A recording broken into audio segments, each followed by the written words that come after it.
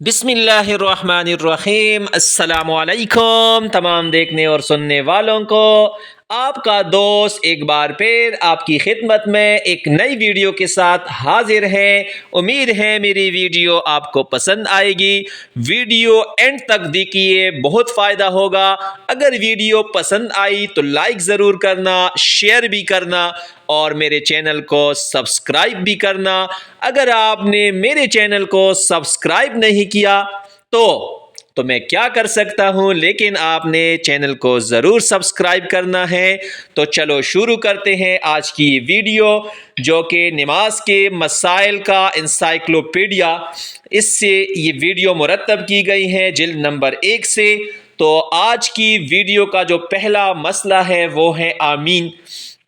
سورہ فاتحہ ختم ہونے کے بعد آہستہ سے آمین کہنا سنت ہے۔ اگر آمین کی آواز برابر کے 1-2 آدمی سن لے تو یہ بھی آہستہ میں داخل ہیں۔ آمین بلند آواز سے کہہ دی۔ اگر کسی نمازی نے بلند آواز سے آمین کہہ دی تو اس پر سجدہ سہو واجب نہیں ہے۔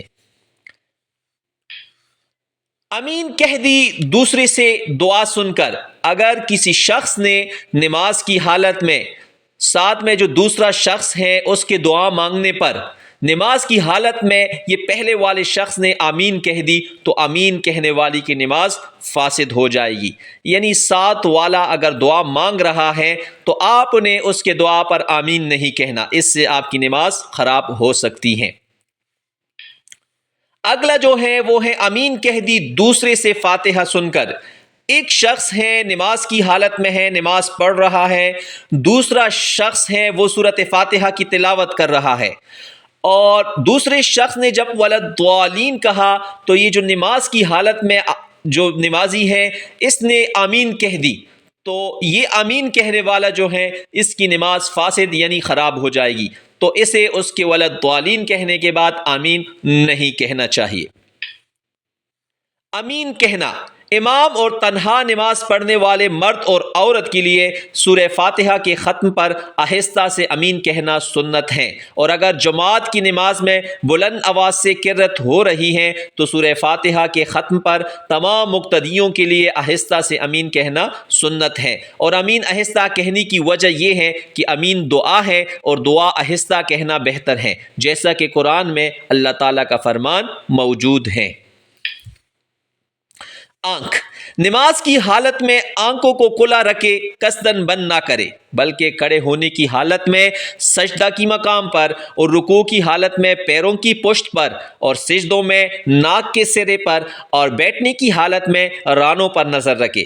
ہاں اگر کوئی شخص ایسا سمجھتا ہے کہ آنکھ بند کر لینے سے نماز میں دل زیادہ لگے گا تو آنکھ بند کرنے کی گنجائش ہے، باقی کھلا رکھنا بہتر ہے۔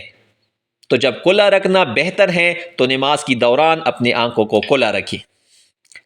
آنکھ بند کرنا آنکھ بند کر کے نماز پڑھنا مکروہ تنزیہی ہے۔ ہاں اگر آنکھ بند کر لینے سے خشوع اور عاجزی زیادہ ہوتی ہے تو مکروہ نہیں، تاہم آنکھ کھلی رکھ کر نماز پڑھنا زیادہ بہتر ہے، کیونکہ سجدے کی جگہ کو دیکھنا مسنون ہے اور آنکھوں کو بند کرنے سے یہ سنت ترک ہو جاتی ہے۔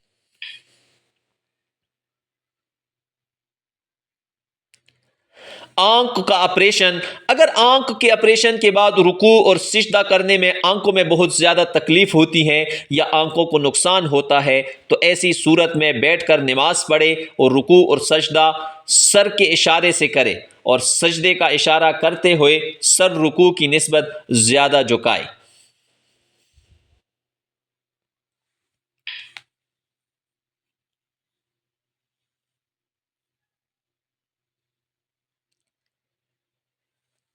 آنکھ کے اشارے سے نماز پڑھنا جو شخص کھڑے ہو کر یا بیٹھ کر نماز پڑھنے پر قادر نہیں، وہ لیٹ کر سر کے اشارے سے رکوع اور سجدہ کر کے نماز پڑھ سکتا ہے، نماز ہو جائے گی، مگر اپنی آنکھ، اپنے دل اور اپنے ابرو کے اشارے سے نماز ادا نہیں کر سکتا ہے۔ اس طرح نماز پڑھنے سے نماز نہیں ہوگی۔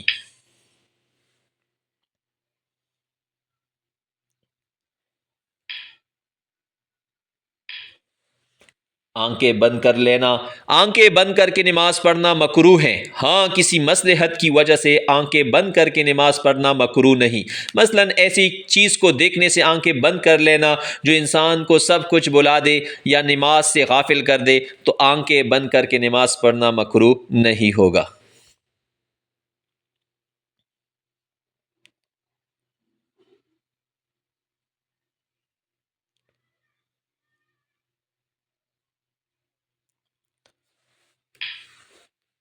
اگر کوئی شخص ایسا ہے کہ آنکھیں کھول کر نماز پڑھنے کی صورت میں اسے خشوع اور عاجزی حاصل نہیں ہوتی، اور آنکھیں بند کر کے نماز پڑھنے کی صورت میں خشوع اور عاجزی حاصل ہوتی ہیں، تو ایسے آدمی کے لیے آنکھیں بند کر کے نماز پڑھنا بہتر ہے، بلا کراہت نماز درست ہو جائے گی۔